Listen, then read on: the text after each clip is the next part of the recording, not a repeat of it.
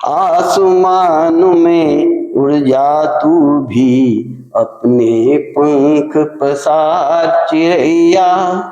आसमान में उड़ जा तू भी, अपने पंख पसार चिड़ैया। एक डाल पर क्यों बैठी है, पूरा है संसार चिड़ैया। एक डाल पर क्यों बैठी है, पूरा है संसार चिड़ैया। दाना चुगने सरहद के उस पार, कभी जब तुम जाओ तो। दाना चुगने सरहद के उस पार, कभी जब तुम जाओ तो। चू चू ची ची गाना गा कर करना तुम इजहार चिड़ैया। बात है, बहुत सुंदर। नमस्कार दोस्तों, महत्वपूर्ण साक्षात्कारों के क्रम में आज प्रस्तुत है छत्तीसगढ़ के वरिष्ठ साहित्यकार श्री बलदाऊराम साहू जी का साक्षात्कार। श्री बलदाऊराम साहू जी का हिंदी और छत्तीसगढ़ी साहित्य पर समान अधिकार है। वे कविताओं के साथ साथ गद्य लेखन के लिए भी जाने जाते हैं।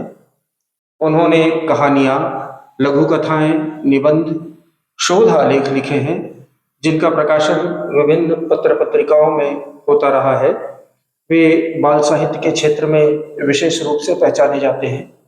ऐसे समय में जबकि बाल साहित्य लेखन पठन की परंपरा खत्म होती जा रही है, श्री बलदाऊराम साहू जी लगातार बाल साहित्य रच रहे हैं।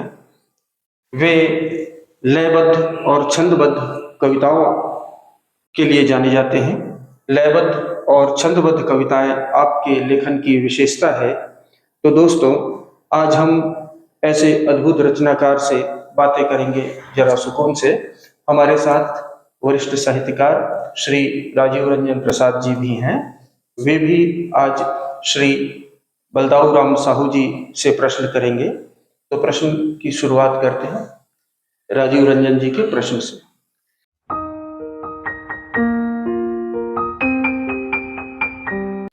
साहू जी, आपकी साहित्यिक यात्रा की शुरुआत कैसे हुई? कोई विशेष प्रेरणा थी जिसके कारण आप लेखन की ओर आगे बढ़े? और मैं साथ में एक जुड़ा हुआ प्रश्न इसलिए भी कर देता हूँ कि आपकी जो प्रमुख रचनाएं हैं वो कौन कौन सी है जो अब तक प्रकाशित हुई? नमस्कार। मेरी साहित्यिक यात्रा कैसे शुरुआत हुई, इस पर कहना बड़ा कठिन सा लगता है मुझे,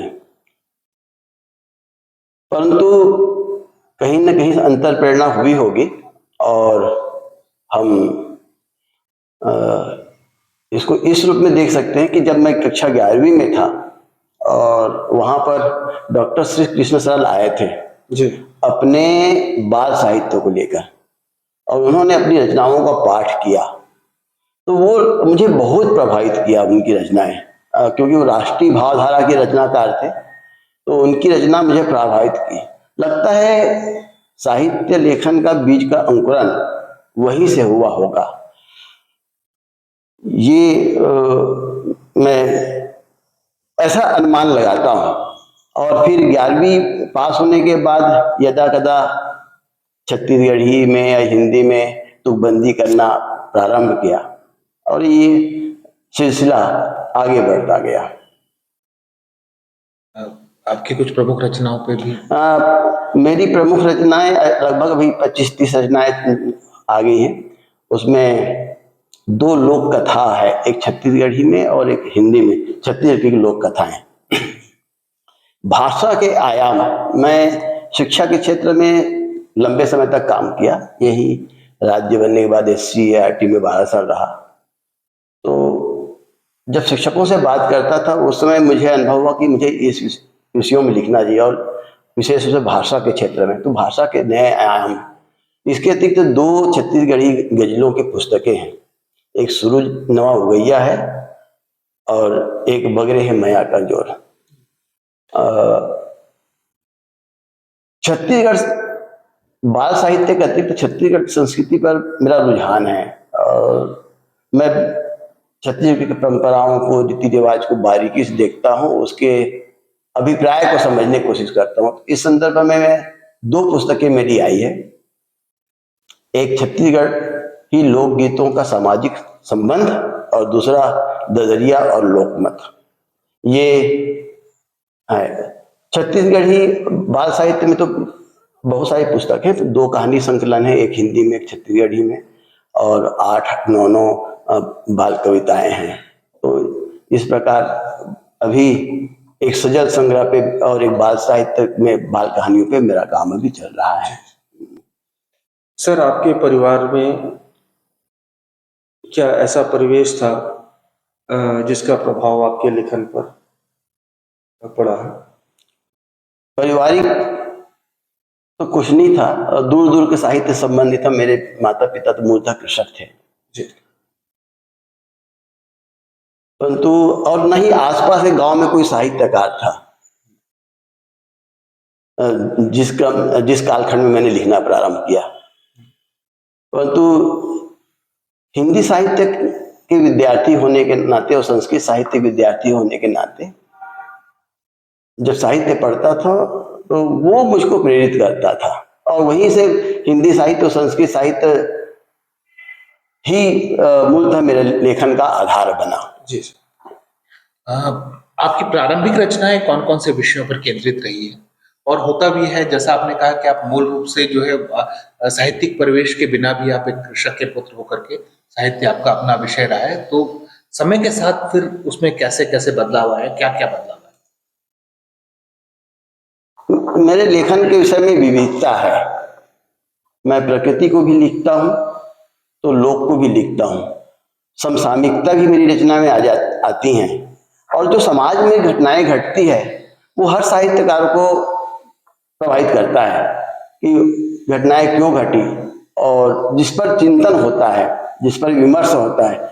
और आज जब समाज में जो विसंगतियां हैं उसको जब देखते हैं तो उस पर लेखन होना आवश्यक हो जाता है। तो विविधता है, कोई एक विषय इसी विषय में लिखना है ऐसा नहीं है। हम पर्यावरण की संचेतना पे भी बात करते हैं तो सामाजिक व्यवस्था पे भी बात करते हैं। और मेरी गजलों में तो मेरे समीक्षक लोग कहा है कि ये तो आपका अंदाज कबीरा है, जैसे बिल्कुल सीधे सीधे। और मैं सेवा में रहते हुए ये मेरी गजल संग्रह प्रकाशित हुई तो मैं उस समय भी परवाह नहीं किया कि मैं इसको लिखूं या ना लिखूं, जो मैंने देखा वो लिखा। सर, छत्तीसगढ़ी भाषा और साहित्य के विकास में आपने महत्वपूर्ण योगदान दिया है। आपको क्या लगता है कि छत्तीसगढ़ी साहित्य की वर्तमान स्थिति कैसी है?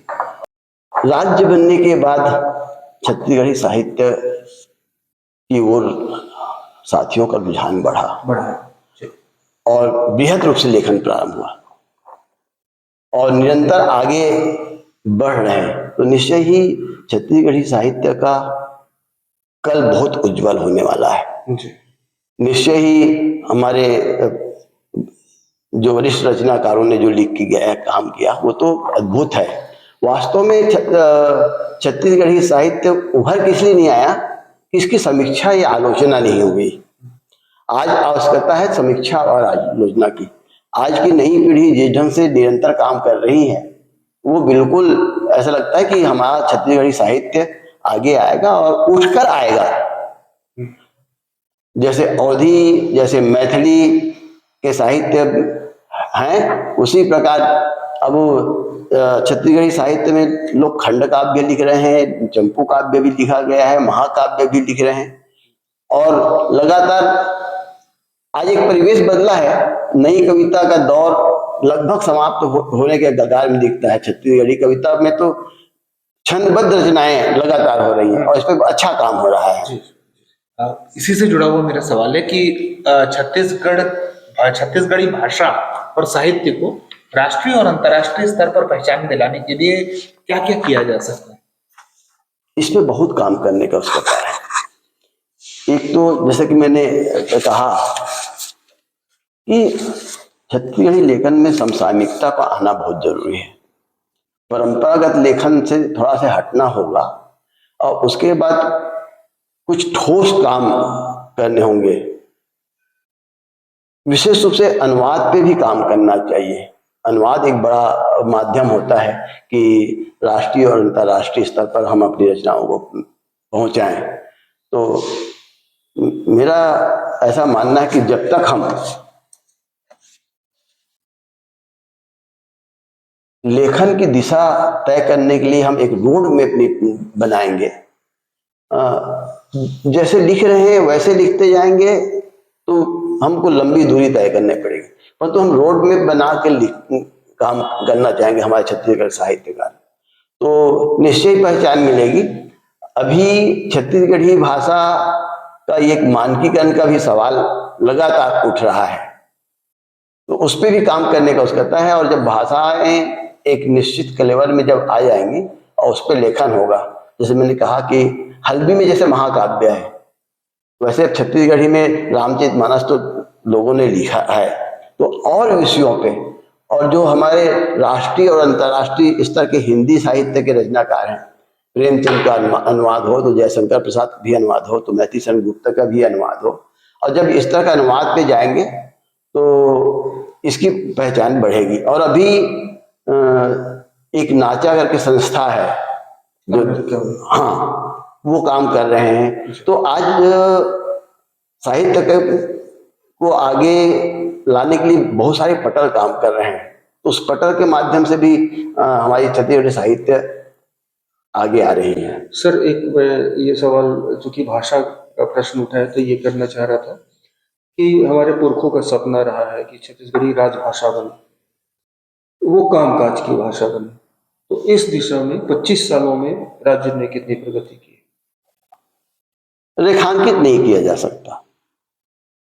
राजकाज की भाषा तो अभी भी नहीं बन पाई है, और लोगों को के मन में अभी भी झिझक है कि छत्तीसगढ़ी में हम नोटशीट कैसे चलाएं। निरंतर राजभाषा आयोग प्रशिक्षण, विभागीय प्रशिक्षण करते रहे हैं, परंतु अभी हम बोलने में संकोच कर रहे हैं।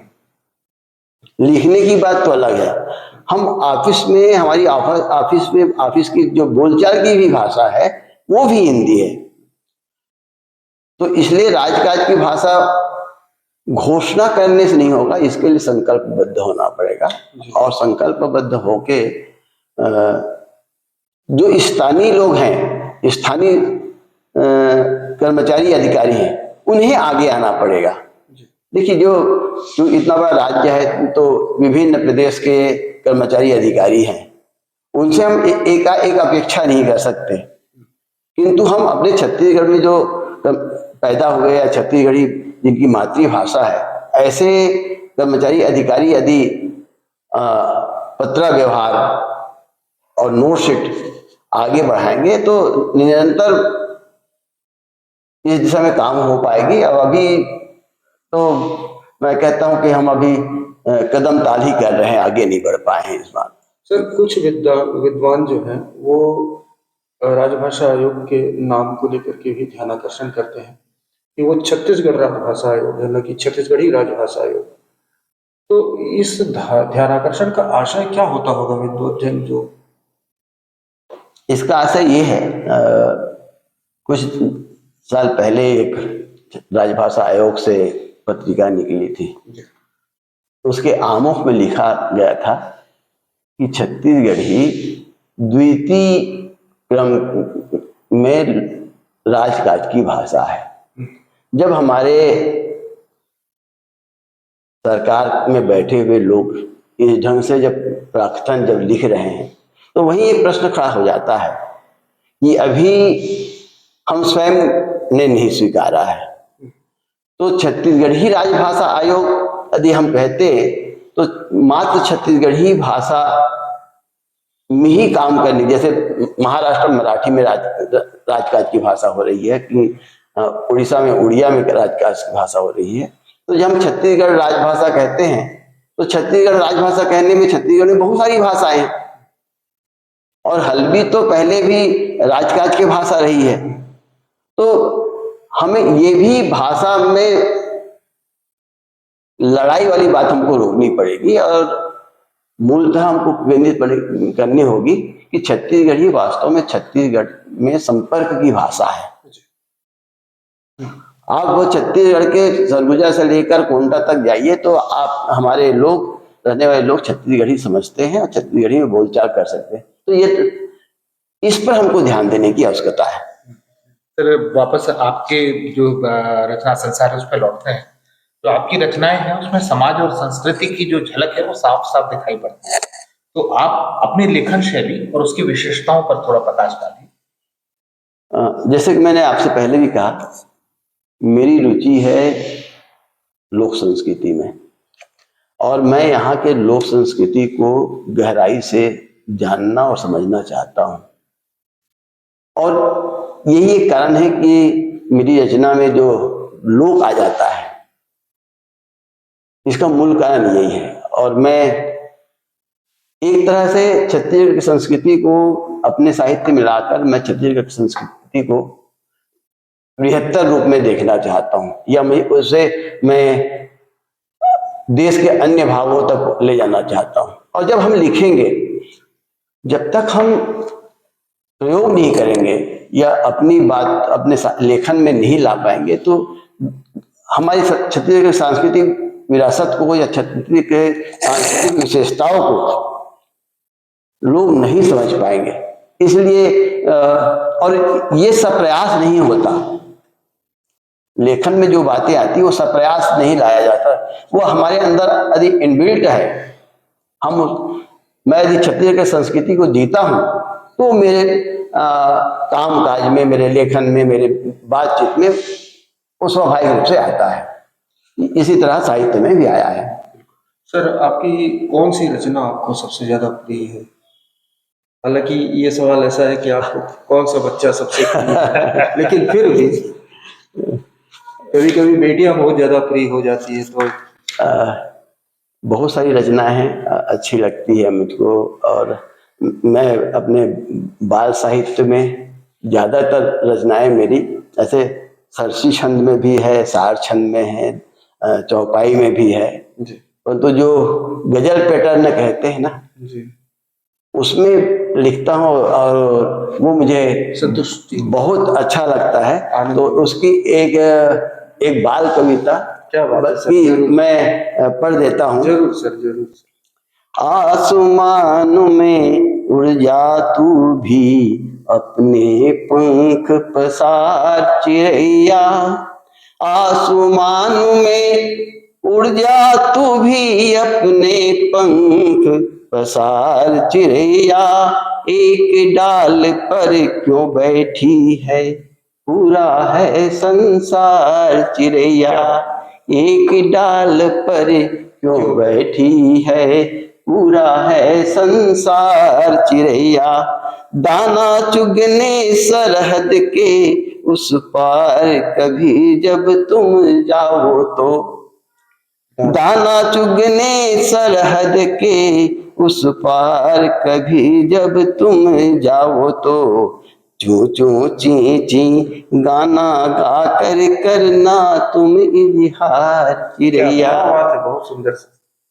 मेरे आंगन में भी आकर गुड़ियों के संग खेलना, मेरे आंगन में भी आकर गुड़ियों के संग खेलना, नाच दिखाकर मन बहलाना देंगे हम उपहार चिड़ैया। तो इस ढंग से रचना, जो लय रचना होती है, वो मुझे बहुत अच्छा लगता है। तो आपको लगता है सर कि साहित्य जो है समाज को बदलने में प्रभावी भूमिका निभा सकता है? निश्चय। और ये आज की बात नहीं है, साहित्य के माध्यम से हमें स्वतंत्रता प्राप्ति करने के लिए रास्ते मिले, हमें प्रेरणा मिली। साहित्य केवल पढ़ने का विषय वस्तु नहीं है, साहित्य वास्तव में जीने का विषय वस्तु है। जब मैं गोस्वामी तुलसीदास जी को पढ़ता हूँ, रामचरितमानस का पढ़ता हूँ, तो मुझे लगता है कि ये आध्यात्मिक या धार्मिक ग्रंथ नहीं है, ये तो जीवन जीने की कला देती है। ऐसा साहित्य है जिसमें जीवन जीने की कला हो। तो वास्तव में साहित्य मनुष्य को जीने के लिए रास्ता दिखाता है। और इसमें बहुत सारे मुद्दे, इस पर बहुत बड़ी बात हो सकती है। आपका प्रश्न बड़ा व्यापक प्रश्न है। सर, ग्राम्य जीवन आपके साहित्य में स्वाभाविक रूप से आता रहा है। तो छत्तीसगढ़ के ग्राम्य जीवन और संस्कृति के किन तत्वों की ओर आप आकर्षित होते हैं? उन कौन से तत्वों को लेकर के साहित्य में आते हैं? मूलतः अब पले बड़े हम छत्तीसगढ़ के गांव में ही, बहुत छोटा सा हमारा गांव है, और आज भी गांव अपने ओर आकर्षित करता है। गांव की सहजता, गांव का अपनापन, गांव का पर्यावरण, गांव के विचार, गांव की सहजता, ये तमाम ऐसे विषय हैं जो आज भी हम गांव में पाते हैं। गांव में शहरों की तरह की भाग दौड़ नहीं है। तो गांव का एक सबसे विशेष बात है रिश्तों को निभाने की बात। किसी भी जाति, किसी भी धर्म का क्यों ना हो, उससे एक अपना रिश्ता है। कोई चाचा है, कोई मामा है, कोई नाना है, कोई भाई है, कोई भाभी है, कोई माँ है, कोई काकी है, कोई फूफू है, कोई फूफा है। ये जो रिश्ते हैं वो गांव को जोड़ता है। वास्तव में ये मुझको बहुत प्रभावित है। जी जी। सर, आज के दौर में साहित्य और सोशल मीडिया, ये इस पे बड़ी चर्चा होने लगी। आपको क्या लगता है, क्या इनके बीच में कोई संबंध है? सोशल मीडिया का जहां दुरुपयोग भी हो रहा है, तो कहीं कहीं इसका सकारात्मक पक्ष भी है। हमको एक रचना छपने के लिए महीनों हमको प्रतीक्षा करनी होती थी। आज हम एक रचना लिखते हैं और फेसबुक में डाल देते हैं, सैकड़ों लोग पढ़ते हैं, सैकड़ों लोग तक पहुंच जाती है, हजारों लोग तक पहुंच जाती है कि हम व्हाट्सएप ग्रुप में डालते हैं। तो ये सीखने का भी लिए बहुत सारे पटल चल रहे हैं, जो उसमें साहित्य लेखन कैसे लिखें इस पे बातचीत हो रही है। और तो निश्चय ही साहित्य को विस्तार मिला है। मेरे दृष्टिकोण से ऐसा लगता है कि सोशल मीडिया से साहित्य को विस्तार मिला है और नई पीढ़ी साहित्य लेखन के क्षेत्र में अधिक आए हैं। निश्चय ही त्रुटियां हैं और त्रुटियां होना स्वाभाविक है, और गलतियों को मैं अपराध की श्रेणी में नहीं रखता। वास्तव में गलती सीखने की एक सीढ़ी है। तो इसका लाभ तो हो रहा है, सोशल मीडिया का लाभ साहित्य को हो रहा है। बिल्कुल। सर, अब तक आपको कई पुरस्कार और सम्मान प्राप्त हुए हैं। ऐसा कौन सा पुरस्कार आपके लिए विशेष रहा है और क्यों रहा है? मुझको जीवन में सबसे पहले बार पुरस्कार मिला जब मैं डाइट बेमेतरा में था, और शिक्षा के क्षेत्र में मेरे काम को प्रोत्साहित करने के लिए पुरस्कार दिए। एक अच्छे प्रशिक्षक, राष्ट्रीय स्तर पर एक अच्छे प्रशिक्षक के रूप में, वो मेरा जीवन का पहला पुरस्कार था। अब तो बहुत सारे पुरस्कार मिले हैं, परंतु आज भी दिल्ली के एक संस्था ने भारतेंद्र पुरस्कार सम्मानित किया, और एक बिहार की संस्था है, वो शंभूलाल अगेही बाल साहित्यकार पुरस्कार दिया। तो आज यदि बाल साहित्यकार के रूप में यदि मैं पुरस्कृत होता हूँ, अभी बाल साहित्यकार के रूप में राजस्थान की 2 संस्थाएं, बाल वाटिका ने भी, और एक संस्था देवपुरा जी का है वहाँ नागद्वारा में। तो इसी वर्ष बाल साहित्य के क्षेत्र में 2 पुरस्कार मुझको मिले। और जब बाल साहित्य के पुरस्कार मिलता है तो मुझको लगता है कि कहीं ना कहीं मेरी रचनाएं रेखांकित हो रही हैं। इसी से थोड़ा सा जोड़ करके मेरा प्रश्न है कि सरकार और साहित्यिक संस्थाएं छत्तीसगढ़ी साहित्यकारों को पर्याप्त प्रोत्साहन दे रही हैं क्या? पर्याप्त तो नहीं है, प्रोत्साहन दे रही है ऐसे कह सकते हैं, परंतु पर्याप्त नहीं है। केवल राजभाषा छत्तीसगढ़ी साहित्य के लिए पहले साहित्यकारों को प्रकाशन के लिए 10,000 रुपया का अनुदान था राजभाषा आयोग की ओर से। आजकल वो भी बंद कर दिए हैं। आप पांडुलिपि वहां जमा करिए और वो खुद मुद्रित कराएंगे और आपको 2-4 कॉपी दे देंगे। तो इसे वो फायदा नहीं मिल पा रहा है। फिर रचनाकार वो 4 कॉपी या 10 कॉपी को किसको देगा? आम पाठकों तक कैसे पहुंचेगा या साहित्यकारों तक कैसे पहुंचेगा? इस पर शासन को विचार करना चाहिए। यदि छत्तीसगढ़ी साहित्य को हम आगे लाना चाहते हैं और छत्तीसगढ़ी साहित्य के माध्यम से छत्तीसगढ़ को आगे लाना चाहते हैं। केवल साहित्य ही आगे नहीं आएगा, छत्तीसगढ़ का विचार भी आगे आएगा, उनका दृष्टिकोण भी आगे आएगा, छत्तीसगढ़ की संस्कृति भी आगे आएगी, परंपराएं भी जाएगी साहित्य के माध्यम से। तो इस पर और काम करना चाहिए शासन से। मैं यही आग्रह करूंगा आपके माध्यम से कि छत्तीसगढ़ी साहित्य लेखन को और अधिक प्रोत्साहन देने की आवश्यकता है। सर, अब मेरा ये आखिरी सवाल आपसे, वो भी बच्चों को लेकर के और युवाओं को लेकर के, बाल साहित्य को आप समाज के लिए कितना आवश्यक मानते हैं और बच्चों के मानसिक और नैतिक विकास के लिए कितना जरूरी है? एक बात। दूसरी बात, आज के दौर में बाल साहित्य की क्या स्थिति है, कितना रचा जा रहा है और कितना पढ़ा जा रहा है? दूसरा, यदि ये स्थिति चुनौतीपूर्ण है, यदि बाल साहित्य की बच्चों तक नहीं पहुंच रहा है, फिर भी आप लगातार रच रहे हैं, तो ये प्रेरणा क्या है? और युवाओं के लिए आपके पास में क्या संदेश है? जो पहला प्रश्न आपका था, बाल साहित्य आम जनता के लिए किस, वास्तव में बाल साहित्य केवल बच्चों के लिए नहीं है। बाल साहित्य की यदि शिक्षा को हम देखें तो सबके लिए है। मैं पर्यावरण बचाने की बात बाल साहित्य में कहता हूं, तो क्या केवल बच्चों के लिए थोड़ी कहता हूं। मैं राष्ट्रभक्ति की बात कहता हूं, देशभक्ति की बात कहता हूं, तो केवल बच्चों के खाते पे थोड़ी जाता है देशभक्ति। देशभक्ति तो हमारे खाते में भी आता है। तो बाल साहित्य केवल बच्चों के लिए नहीं है, सबके लिए है, और सबको बाल साहित्य पढ़ना चाहिए और बाल साहित्य सीखना चाहिए। बाल साहित्य का जो क्षेत्र है बहुत विशद है, बहुत विराट है। हम बाल साहित्य के माध्यम से जहां हम बच्चों को मूल्य शिक्षा की बात कहते हैं, वही हम पर्यावरण चेतना की बात करते हैं, वही उनकी कल्पना की बात करते हैं, हम उनके चिंतन को बढ़ाने की बात करते हैं। तो तरह तरह की हम बात करते हैं बाल साहित्य का माध्यम से कि बच्चे, पहले के बाल साहित्य और अब के बाल साहित्य में बहुत अंतर आया है। पहले हम जब बाल साहित्य की बात करते थे तो किसी कहानी से या किसी कविता से हम एक संदेश को जाके टिका देते थे। जैसे हम सब ने वो कहानी पढ़ी है हंस और कौआ, और उसके नीचे में एक लाइन लिखा होता है, इस कहानी से हमें यह शिक्षा मिलती है कि कभी हमें घमंड नहीं करना चाहिए।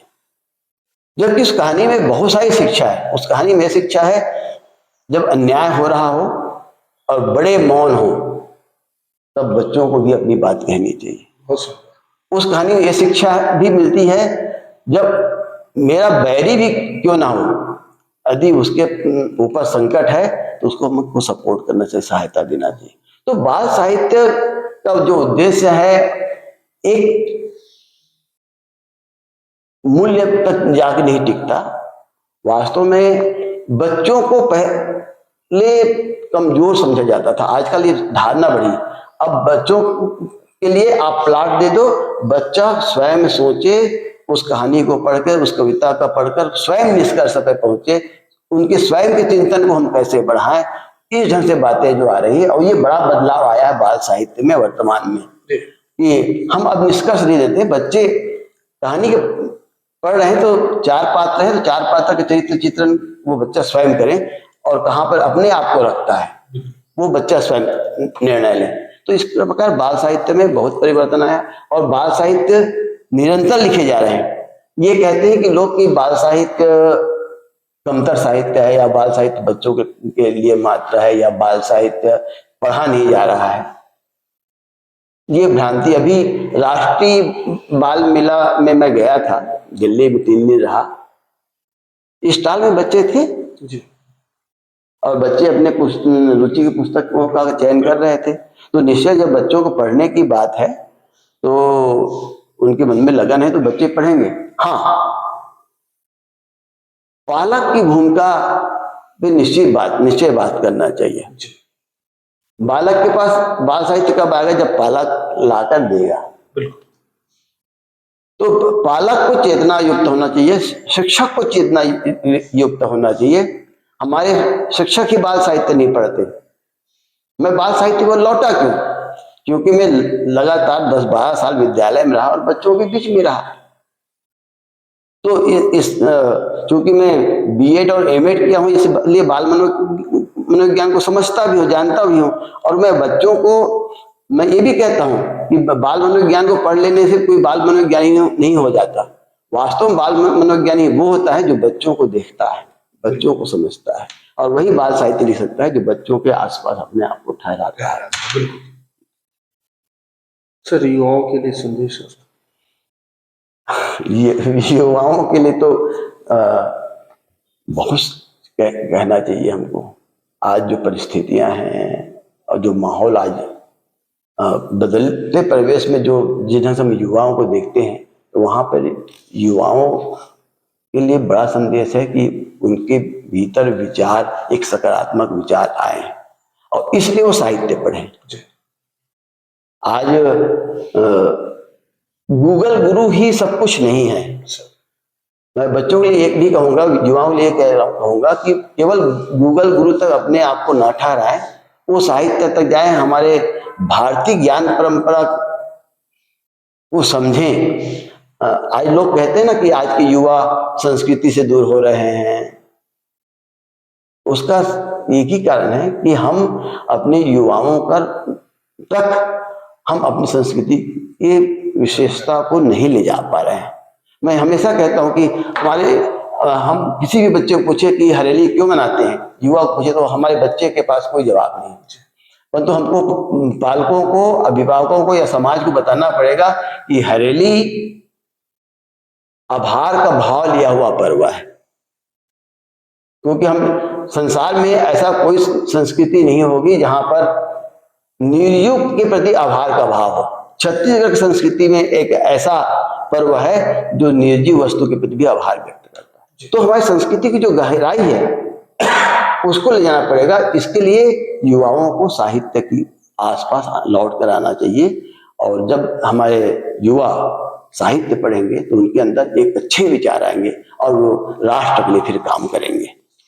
सर, आज आपने हम लोगों को काफी अपना समय दिया सर। आपने हम लोगों को साक्षात्कार का अवसर दिया, इसके लिए हम आपका आभार व्यक्त करते हैं। आपका धन्यवाद। आप ये साक्षात्कार मेरा नहीं है, बल्कि छत्तीसगढ़ में रहने वाले एक रचनाकार की है और उसके दृष्टिकोण की बात है। आपका धन्यवाद। Thank you very much. तो दोस्तों, उम्मीद है कि आज की यह बातचीत आप लोगों को उपयोगी और लगी होगी, अच्छी लगी होगी। हम आप लोगों से फिर मिलेंगे अगले किसी मोड़ पर। नमस्कार। हम राजीव जी का भी बहुत बहुत आभार व्यक्त करते हैं। नमस्कार दोस्तों।